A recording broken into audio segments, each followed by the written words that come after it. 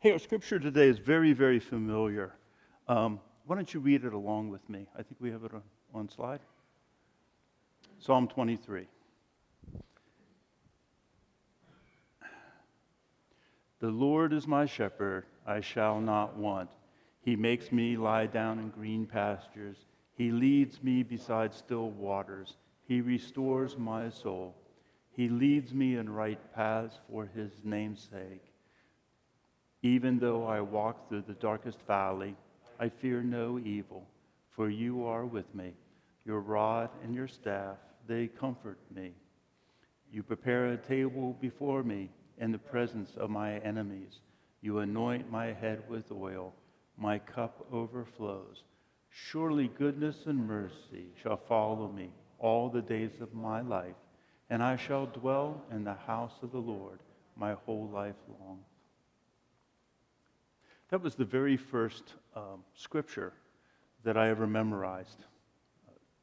I would spend a week at my grandparents', and my grandmother was just stunned that I didn't know it already. So I memorized that. So I encourage that for all of us, if you haven't memorized it, to memorize it, and especially for our children, for our little ones. Why don't we go ahead and dismiss them for Kids Connection now? So this sermon series is called Belong, Behave, Believe. And I laid it out on Easter Sunday, and if you have a chance to listen to that sermon, I encourage you to do so, because it gives you the background and kind of places this. But also the idea is that it's the Jesus way, which is opposite of the way that we often do things. So if you moved into this town, or if you were picking a church, you would be looking, okay, what do they believe? And then you might go and come visit that congregation, be there for a while, and then you learn how they behave, how do they do things.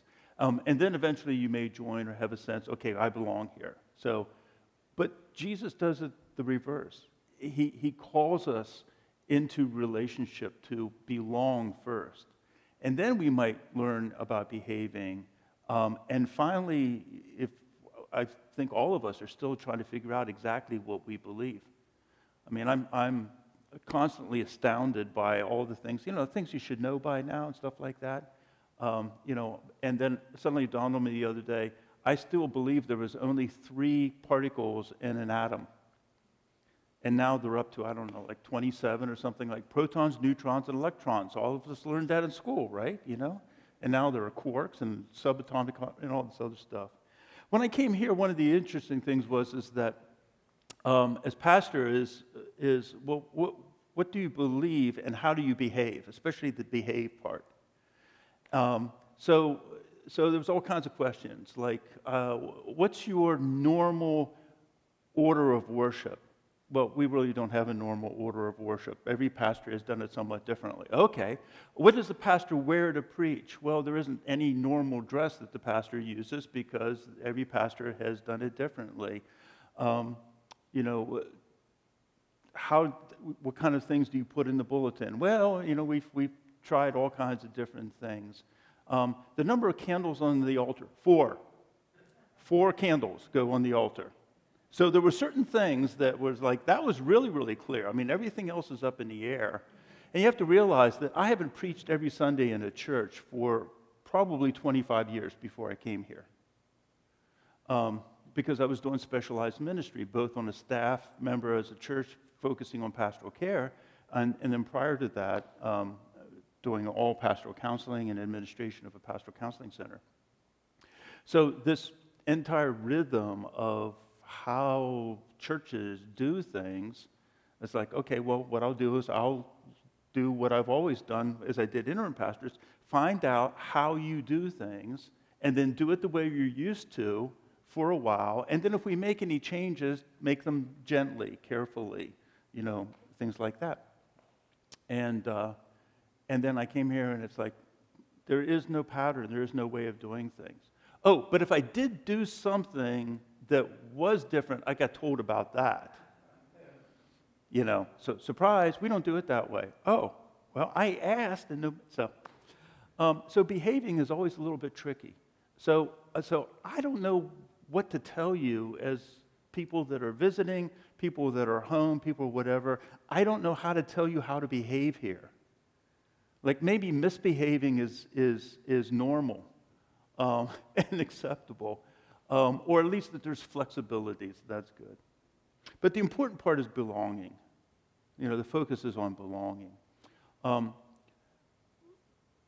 There are challenges. One of the reasons why I believe that Psalm 23 is incredibly important is that we know diagnostically, medically, scientifically, that at any given time, about 25% of the population is suffering from depression or anxiety. And it might be situational, in response to some kind of life event. It might be seasonal, like seasonal affective disorder, certain times of years, especially during the winter when the days are short, darkness is long, that people have a tendency for depression. It may be chronic. It may be, that you have depressive episodes chronically or constantly or occasionally at all kinds of different times. 25% of the population. It's not always the same 25% of the population. So there are some people that are coming out of depression while other people are going into depression. And at this point in time, this means that if you are one of those lucky people who are not in a season of anxiety and depression, you probably know somebody or related to somebody who is in that season. God has put in our hearts eternity. This from Ecclesiastes, the 3rd chapter, verse 11. And given us lives that have love and that have joy and have creativity and have possibility. But there are also seasons in our lives, and some of us that are going through, as the psalmist says, that long, dark valley that life just feels like they're constantly in this dark valley.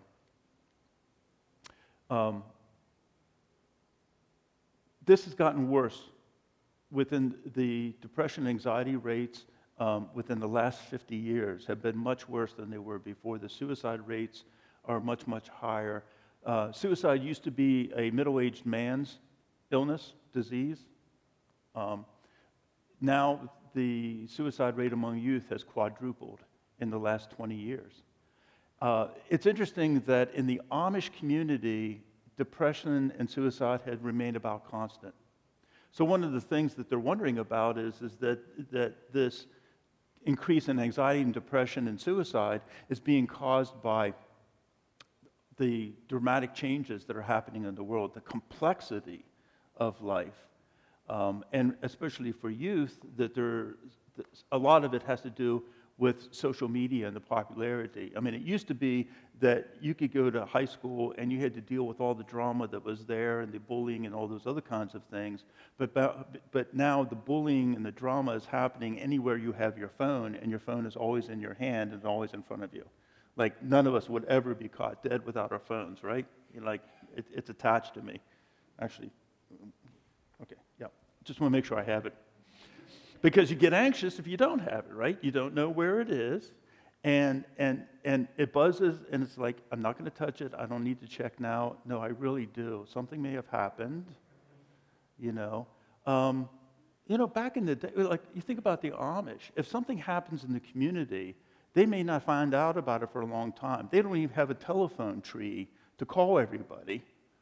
They'll find out when they all get together as a community for Sunday worship or something like that, or they go to the market and they come back from market and they had the local gossip. If our daughter's living in California, we know instantly almost everything that's going on in her life all the time. So if we don't hear from her, well, obviously she's dead somewhere, so this is really bad. Or if we hear from her, oh no, now what's going on? So there's this heightened alertness that is part of our lives, and so we really do need to do a good job taking care of ourselves.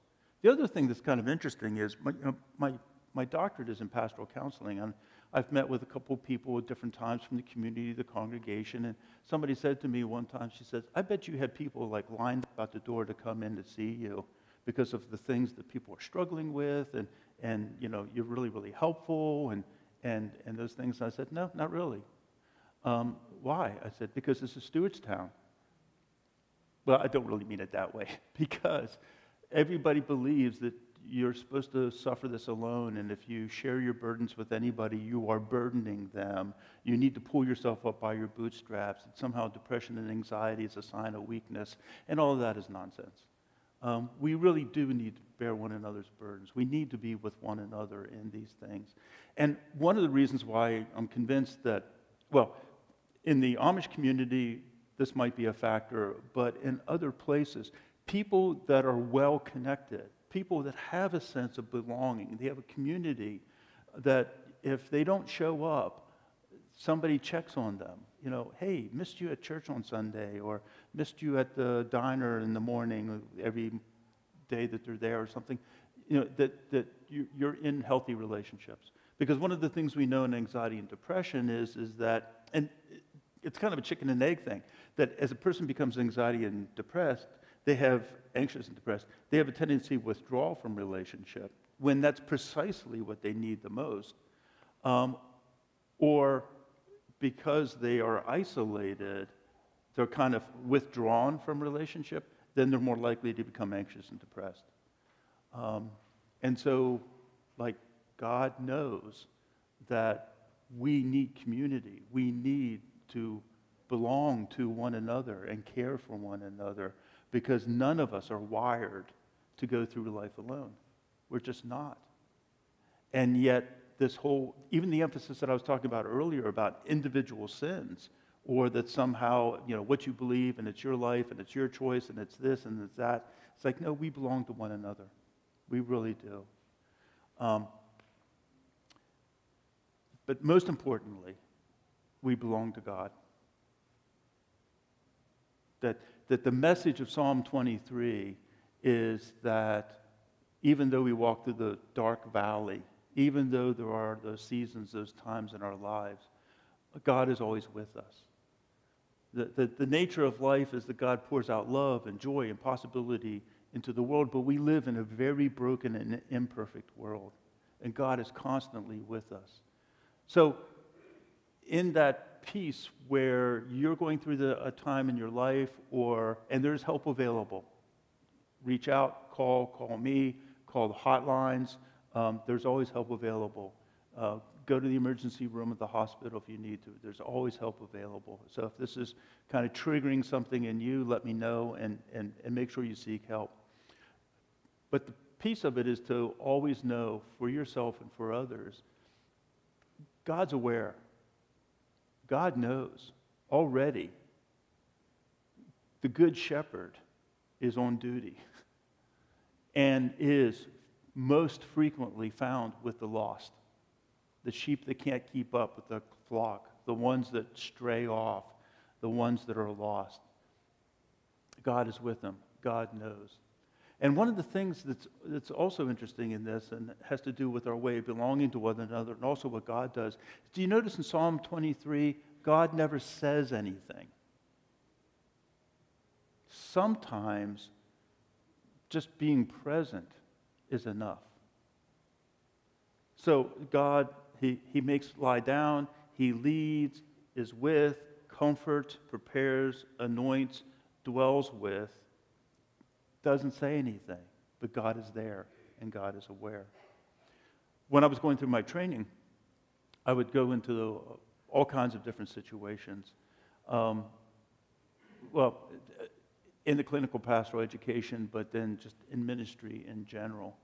And situations where you walk into it and you're feeling completely helpless. I mean, there might be medical people that are there and they have jobs that they have to do.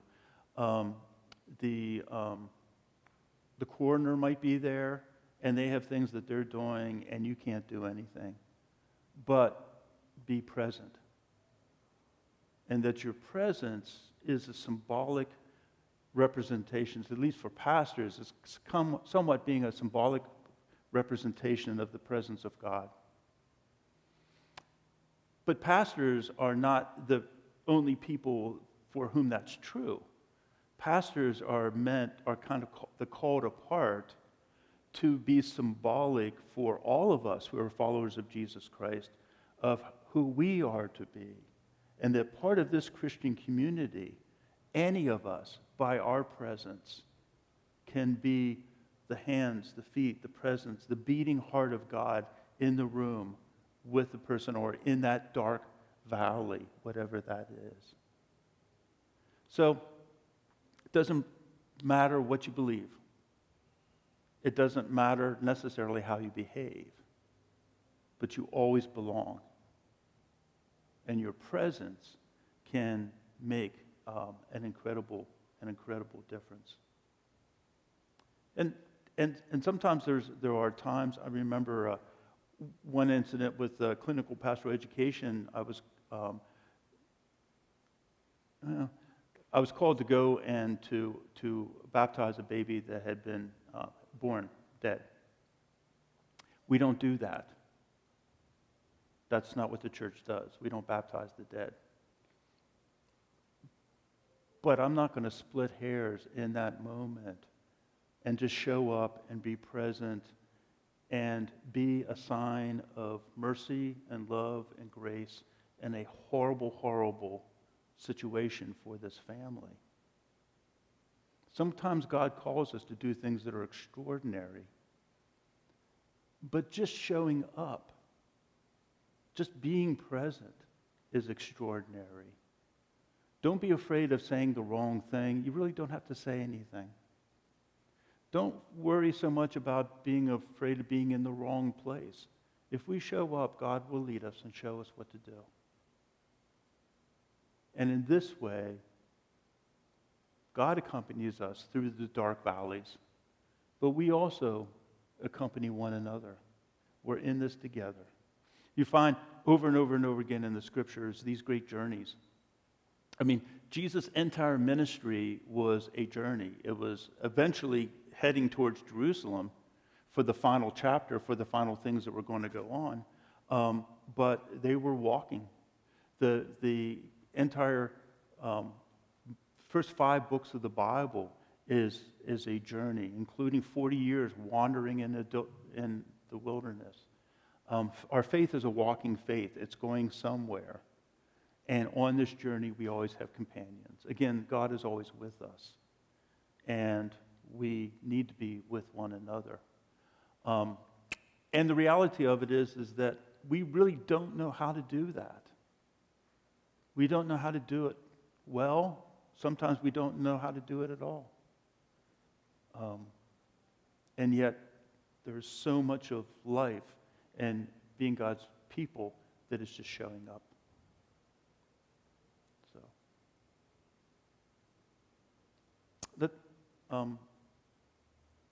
does that evoke anything in you, or any way that you would like to respond or like to share? Or that whole scenario of just showing up to me has got me to this year. I think was how our youth choir has been living through this. There's young people that struggle with mental illness in the group, and yet in love and belong to each other. That I've seen them just wrap those people in the totality of the group. It doesn't eliminate all the problems, but it is definitely helping them to get through and prosper in ways that they would. Is that what I mean? Can I say that? Yeah. And it's just great. I think it's inspiring me to keep me going. I'm a very social person. This has just driven me crazy this year. And to have that kind of community has just helped me as much as anybody else.